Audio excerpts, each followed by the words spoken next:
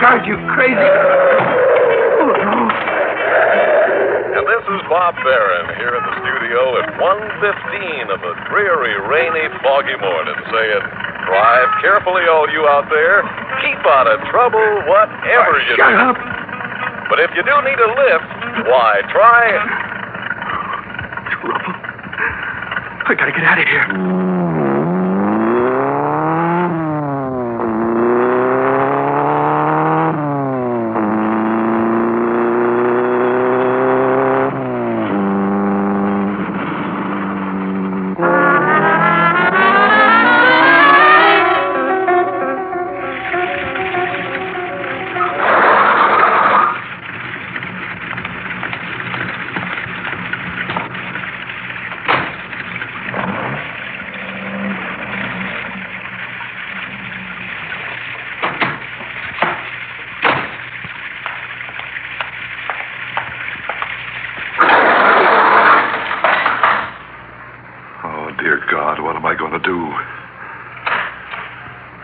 Dad? Jeff, what are you doing up? I was waiting for you. Where have you been? Why, I was correcting papers at my office. But it's after 2 in the morning. Well, I have to get term grades out by the end of the... I don't have to account to you for what I do. Dad, don't go into orbit. It's just Dad, I need you. I'm in trouble. You're in... What's the matter? Oh, man, I really fouled up. Wait a minute. You've been drinking. That's right. Why? You ought to know. Explain that. You cut out tonight again and left Mom alone. I had work to do. Mom doesn't see it that way. She thinks it's because of a dame. What did you say? And what do you think? Dad, you could work at home. I don't know. I just know things are all messed up between the two of you. So after Mom went to bed, I went out for a drive. Alone? No, I took a bottle. What happened, Jeff? On the way back, I hit some guy. With the car? Yeah. Was he badly hurt? I don't know. I don't think so. I sideswiped him. One of those old bums down by the railroad. Well, what do you mean you don't know? Didn't you stop and find out? That's the whole bit. I didn't. I panicked and I kept on going. You just drove off? Yeah. Where was this? Hills Point in Stratfield. It had just started to rain, see, and I took the corner into Hills Point pretty fast, and he sort of staggered off the curb. I tried to avoid him, but when did this happen? 1:15. Almost an hour ago. 1:15, huh? Are you sure? Yeah, I looked, or maybe I heard it on the radio. It was 1:15. Just started to rain, huh? Yeah, that's the time. Dad, never mind that. What am I going to do now? Do? Does your mother know about this? No, she's still asleep. Anyone see you? The streets were deserted. That was the whole point, Dad. All I could think about was my scholarship and how I couldn't let Mom down the way you... You're not going to let your mother down, son. I'll tell you what you're going to do. You're going to sit tight. Oh, but Dad, hit and run. Now, you listen to me, boy. You can't take this. You fought with that college scholarship, career, everything. You were drinking, Jeff, and you left the scene of an accident. But if they catch up with... They won't. How can we be sure, Dad? Because I'm going to take the car right now and drive to the precinct house and tell them that I was driving. That I'm the hit-and-run driver.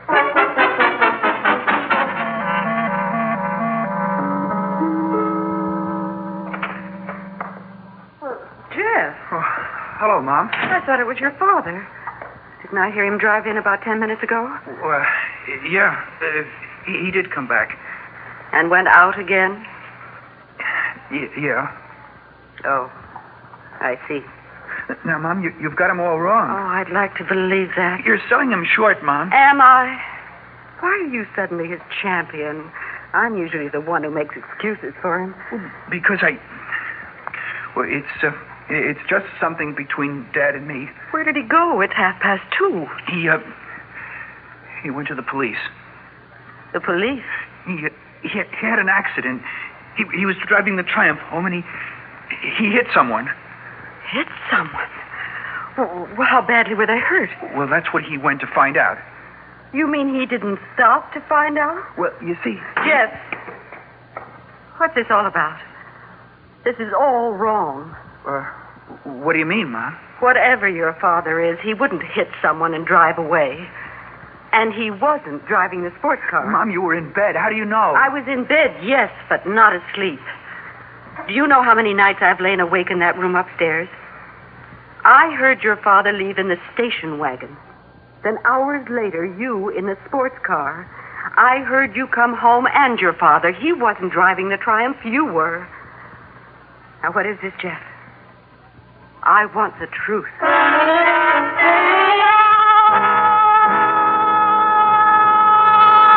All right, Mr. Chapman, the stenographer has taken your statement. I'm going to ask you to read it back to us aloud.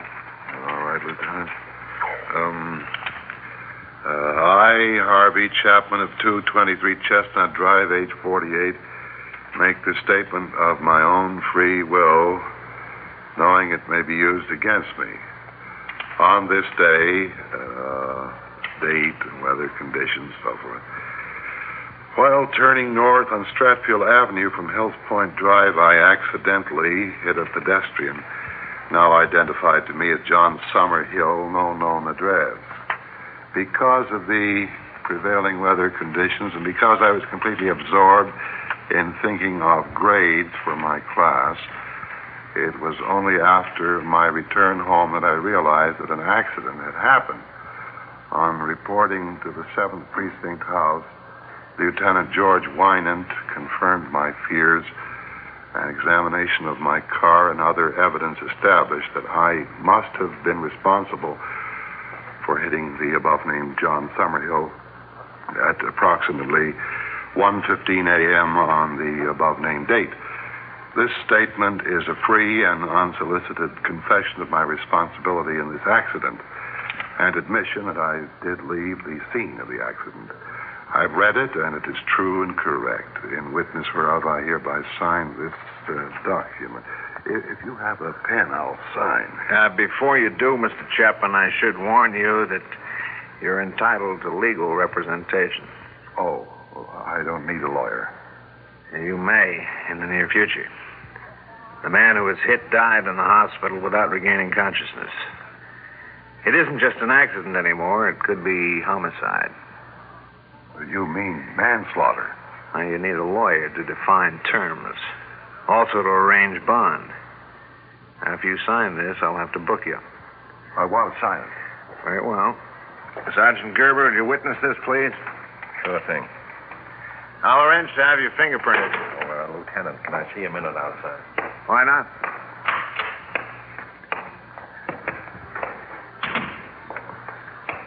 What is it, Gerber?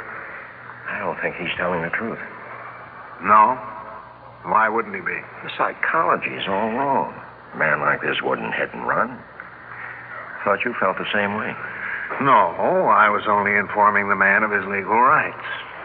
Now, look, it's late. I want to get home to my wife and kids. The man confessed. What more do you want?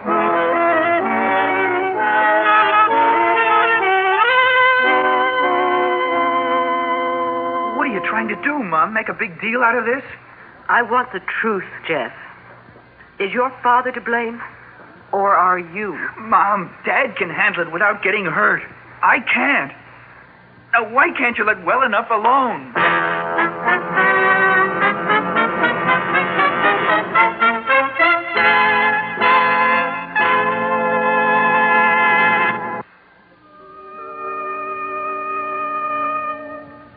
Jeff, I don't understand how you can do a thing like this. You mean have an accident? No. I mean, how can you let your father take the blame for what you did? If I turn myself in, my scholarship goes down the drain. I'd be put in jail. Dad can beat this. That sounds like your father talking. Okay.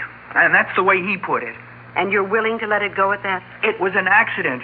Could have happened to anyone. But it happened to you. That's right. But, Mom, I'm a teenager, and I'd been drinking.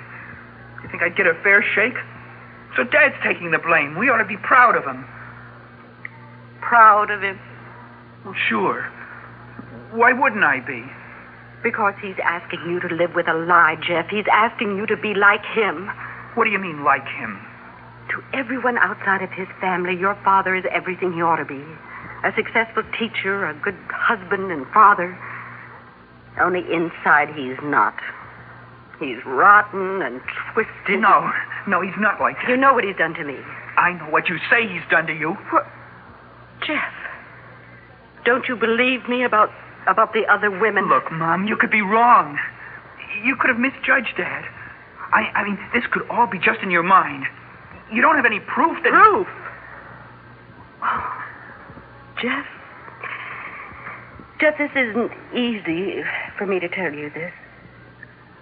8 years ago, when your dad was at State College, he had an affair with one of his students.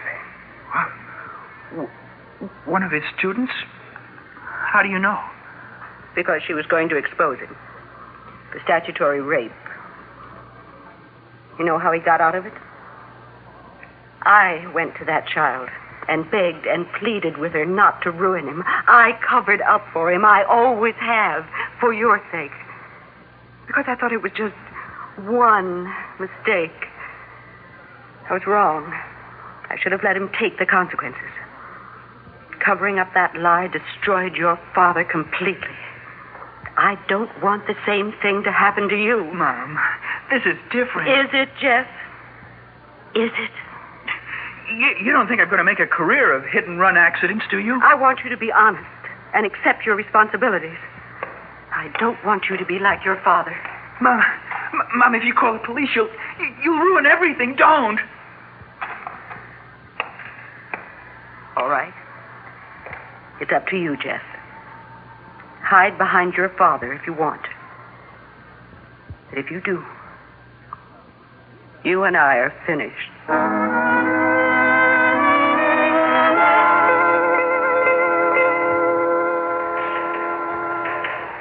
Lieutenant, may I wash my hands to get rid of this ink? Sure.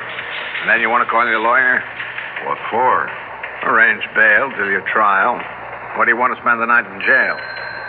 Well, I want to get this cleared up as quickly as possible. Maybe a night in jail will prepare me for the future. No, I don't think it'll come to that. You did turn yourself in. There was an accident. I'm still responsible. Now, if I can, wash off a... Oh, sure. Hanson, take Mr. Chapman to the washroom. Oh, thank you, Lieutenant. I won't be long. Take your time. What's on the teletype, Gerber? Nothing for us, Lieutenant. What were the bulletins? Battery and assault in the 2nd precinct. Looks like the same mugger. Gas station hold up in the 7th. APB on the getaway car.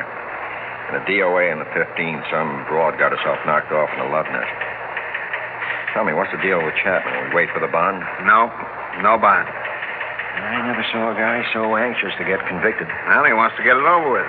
Can't blame him for that. Sure. You better let him get away with it. Get away with what? Covering up. Covering up for what? Not for what. For who?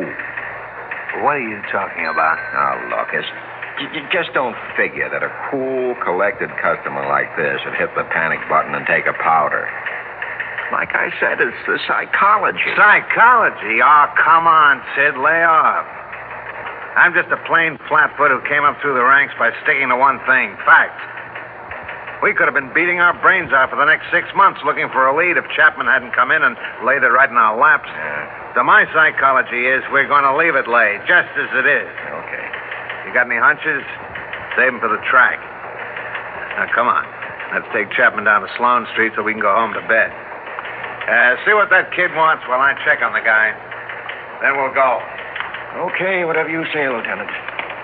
Can I help you, Mac?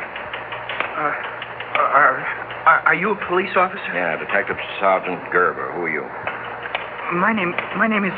Jeff, what are you doing here? I couldn't let you do it, Dad. I came to turn myself in. You what?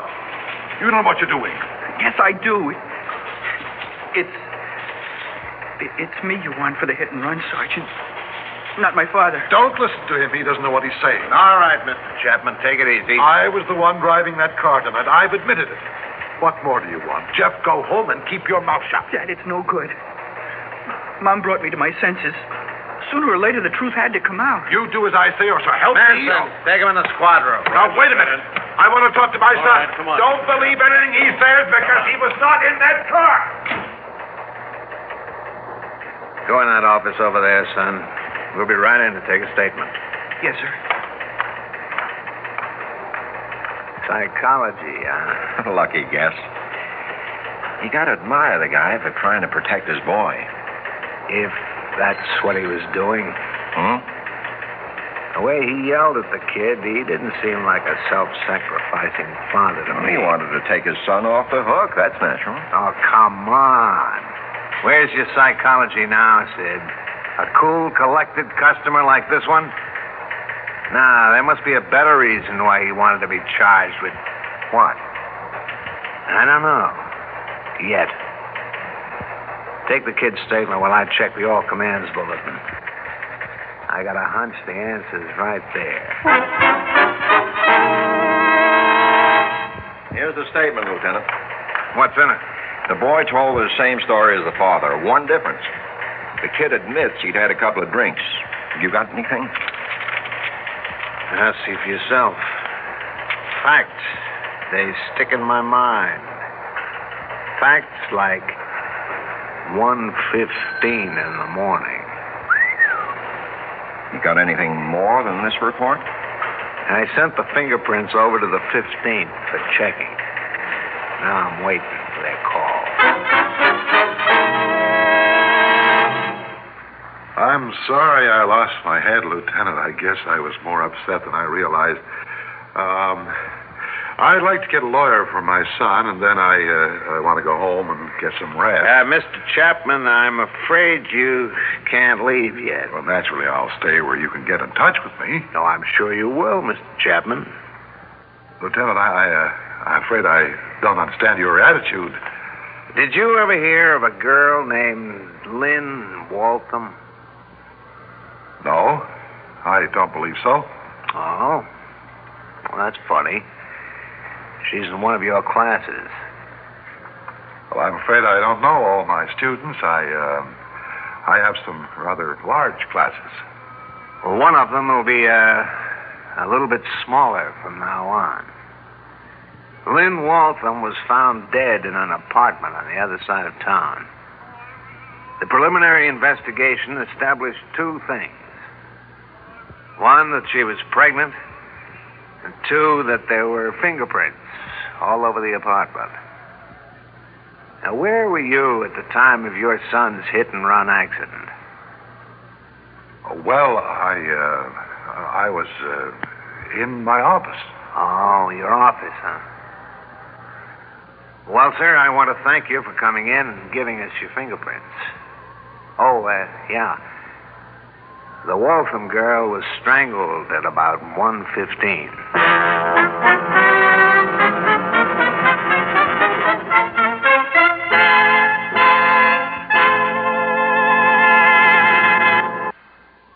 Has presented Untrue Confession, written by Ian Martin, directed by Warren Somerville. In the cast, Ivor Francis, Peter Fernandez, Fran Carlin, Robert Dryden, and David Kerman. Script editor, Jack C. Wilson.